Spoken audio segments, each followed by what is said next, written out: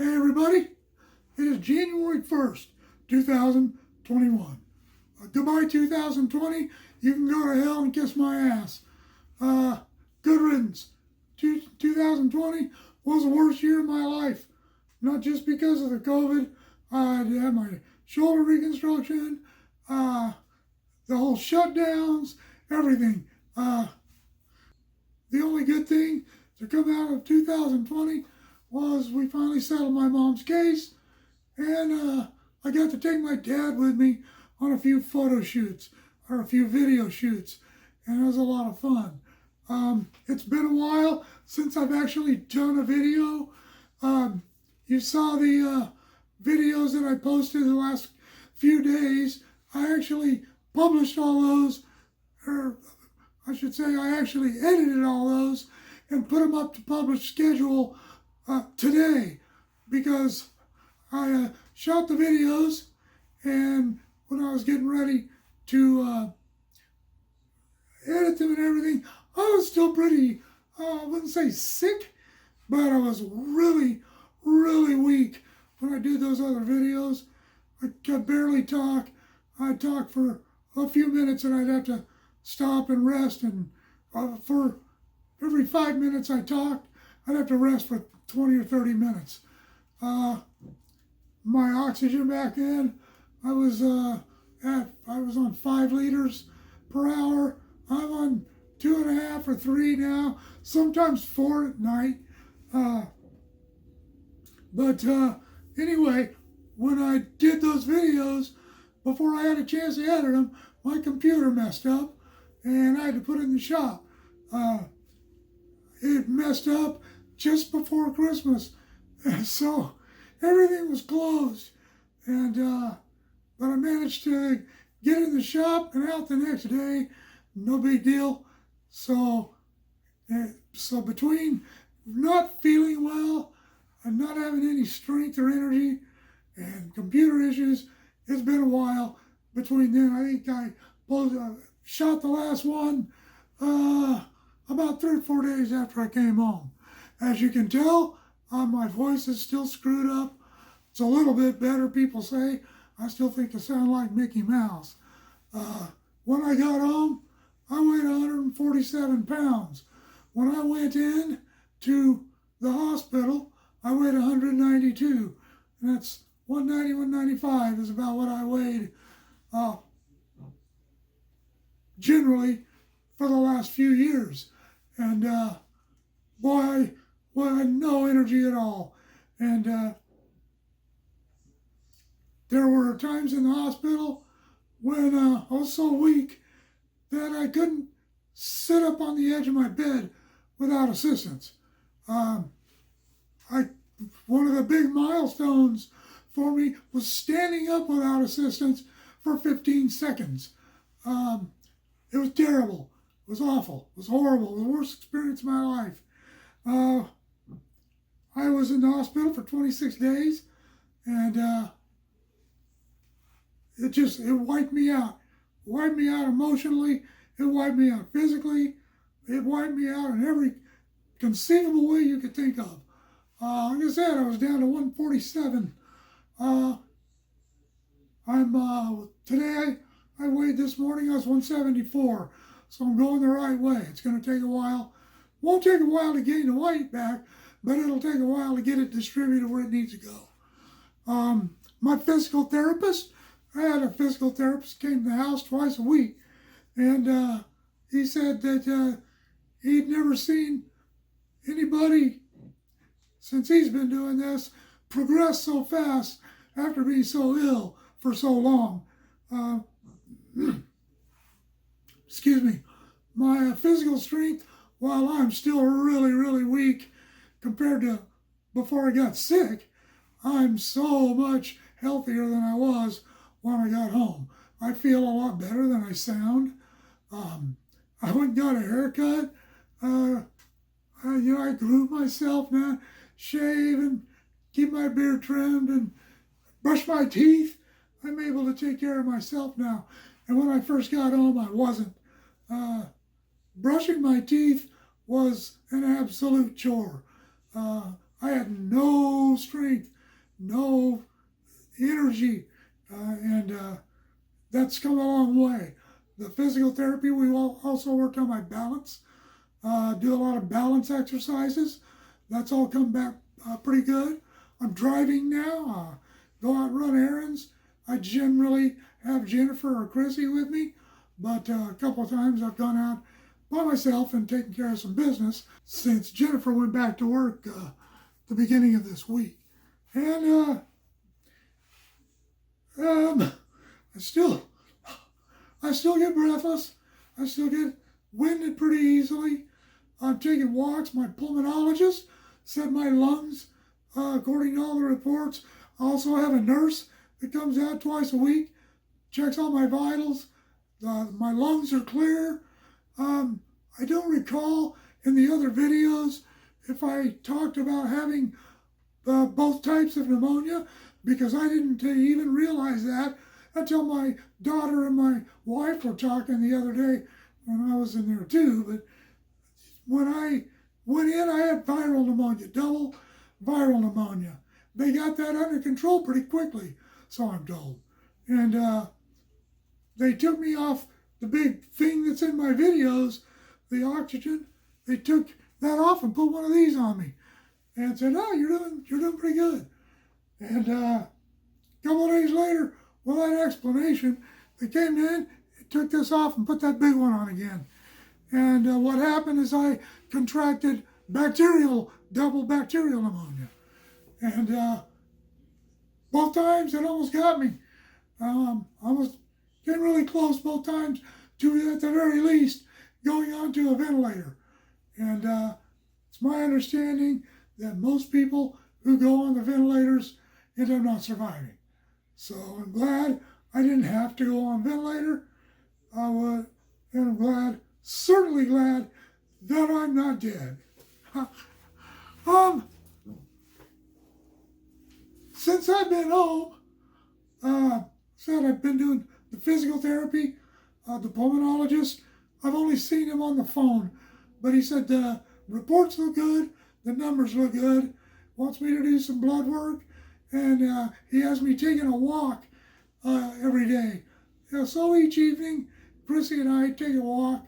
I haven't walked further than down to the end of the block yet.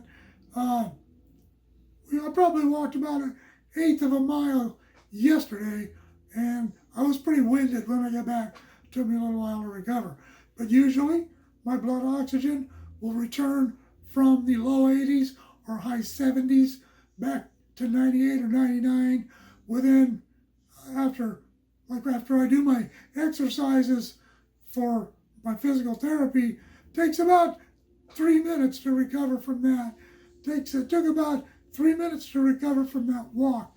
But when I take the air off, when I take a shower or shave, get my contacts in, do whatever I'm going to do, I take the air off. It's in the way. And a lot of times from my living room to our bedroom's all about way at the back of the house. So I take this off, leave it in the living room, go to the bathroom, blow my nose, whatever I got to do. And I recover when I get back. I'm usually in the high 80s, and I recover within a minute, back up to 98 or 99. So I'm moving along more quickly than they thought I would. The second time the nurse came over, I was up doing something when she came in, and she said, "I can't believe you're up. Expected you to still be in bed." And not me. I mean, if I can't get up, I can't get up. But if I can get up, I'm going to get up. Within a few days of getting home, I was cooking breakfast, nothing fancy, oatmeal, hot cereal, fried egg sandwiches, real easy stuff. But I'm able to, as I said, I drive, go run errands, go to the store. I went to the store with Jennifer last night, and I get tired. I'm not going to lie about it, but I'm getting up, I'm getting out, and I'm moving along. And I hope I see the pulmonologist again next month, and I'm hoping that I can get off the oxygen by then. It's a real pain in the ass, makes it a hassle to go places, makes it a hassle to walk around the house, makes it acid. My nose is dry. I use KY jelly, coat my nostrils with KY jelly so my nose doesn't get so dry. When a few days after I got home, my nose got all plugged up and blew my nose real hard and all the yucky blood clots came out. Sorry for the grossness. But then I got nosebleed about the first 3 times. And I was taking blood thinners. And when they found out, we kept talk to the doctors. And that nurse, when they found out I was as mobile as I was, they said to stop taking the blood thinners. You don't need it. If you're mobile, you don't have to worry about blood clots. So I stopped taking the blood thinner and I stopped having nosebleeds.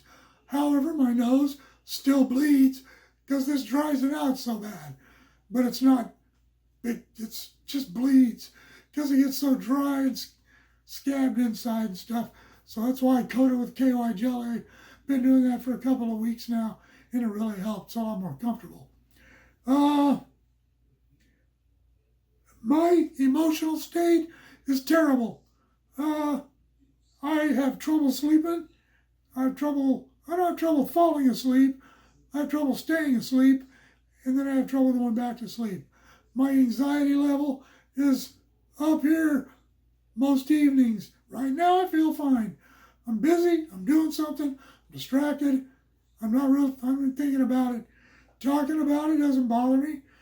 But the evenings,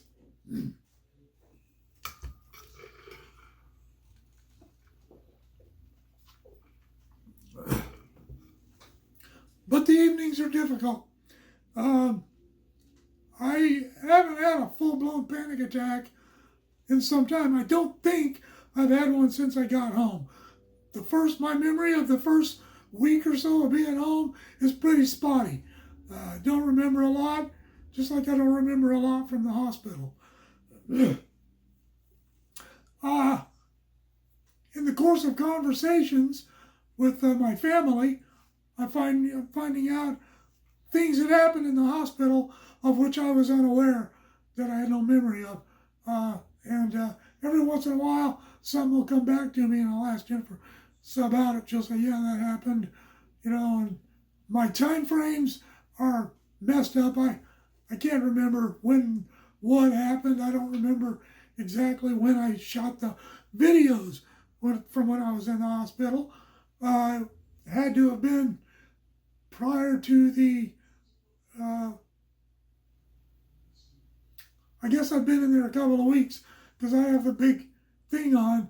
And after the second, or maybe after 2.5 weeks or something like that, I got this back once they got the bacterial pneumonia under control.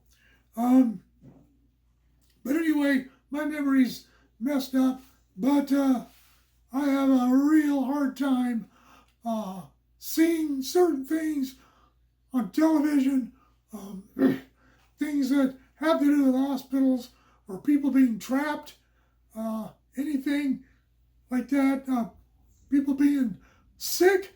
I tried to watch a movie last night with Chrissy and Jennifer, and I couldn't even finish watching it. Had a lot of hospital people dying, talking about, I don't want to die, and I'm just too emotional for it. And you think, big guy like me, doing all these things and racing motorcycles and riding Harleys and all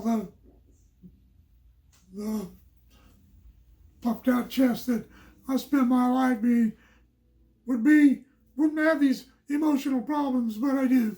My therapist has said that I most likely have PTSD. My hospital stay wasn't like most because I had absolutely no human contact. The nurses that would come in and take my vitals, that's as close as I got to human contact, except for the one night they let Jennifer come and see me. I thought that was just a couple of days before I came home. She said it was about a week. I don't know. But I'm going to tell you something. Human beings need physical contact. especially if they're down. If you're down, you need physical contact with someone, hopefully somebody you love, your wife. You know, if you're young or if you have a good relationship with your mom or your sister, you need that human interaction. And I had none. I couldn't have visitors. There was no windows where my family could come and look through the window and wave at me. Nothing. I was in a room that was, well, you saw it. If you haven't seen the videos from the hospital, go back and look at them. I get a little, this is what my room looks like thing. It was probably about a 10 by 10 room with one window that looked out onto another part of the hospital. And I was stuck there. I couldn't get up by myself. If I had to go to the bathroom, I had to call the nurses. They had to bring in a portable toilet, sit it next to my bed, and you can imagine the rest of that. And I had to have someone in there with me at all times. When I was taking a crap, I had a nurse standing right next to me. And I was sick enough that I didn't care. I just had to do what I had to do. The first time I said, "Can I have some privacy?" She said, "No, you can't, sorry." And so I'm still dealing with the aftermath of all that. And I have a doctor's appointment coming up on Wednesday, and I'm going to talk to my doctor about some kind of long-term medication for my anxiety level, which stays way too high, way too much. And I have Ativan, but that's more to stop panic attacks, short-term, fast-acting, lasts a couple hours, just fins it off is all it does. And it's addictive. I don't want to get strung out on it, but I don't want to take it every day like that. It becomes ineffective, as most drugs that you take too often. Jennifer's there. I talk to her most nights. I'll sit down and just talk about what happened and where I am now and where I want to be in a month, whatever. She's heard it all 500 times, but she just sits patiently and listens to me. And there's no substitute for that. I have a therapist I talk to on the phone. She's been my therapist for quite some time. And therapists are high-paid listeners. They really, I don't know, she's a great therapist, but I don't get the same comfort talking to my therapist as I do talking to Jennifer about this, about what's going on with my health. I talk to my therapist about things that are going on in my life, and sometimes Jennifer's part of those issues, and talking to her about that would not be practical. There are things that not everybody needs to know. I feel, like I said, I feel better than I look. I'm able to get around the house. I don't have to walk, or I haven't used that for weeks. And I get around the house really well, walk around. I'm still real weak. I can't try to carry some groceries in last night and do it, but used to I could carry 5, 6, 7 bags of groceries all at once in the house. And last night I just carried one in. But anyway, again, I don't monetize these videos. I didn't monetize the ones from the hospital, and I'm not going to monetize these. I want these to be more like public service announcements. This is what can happen if you get COVID-19. It's not what will happen. Jennifer and Chrissy and my daughter Cassie, as I've said in other videos, all had COVID-19. And none of them got overly sick. They just stayed home, self-quarantined, and got over it. So this isn't going to happen to everybody. I don't know what the percentage of people is.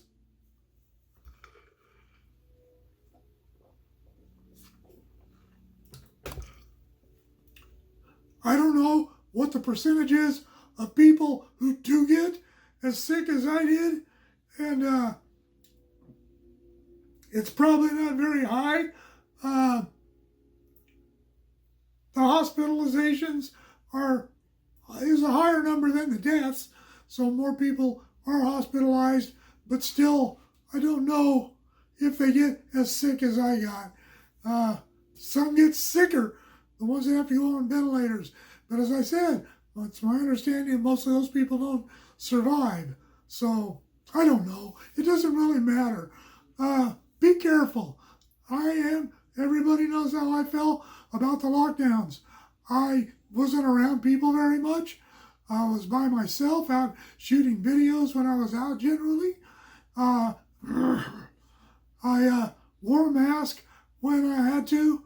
There were times I didn't and places I didn't, but I stayed away from people. So I'm not sure where I got this. Who knows? Touch a handrail, pick my nose. Doesn't matter if I have a mask on or not.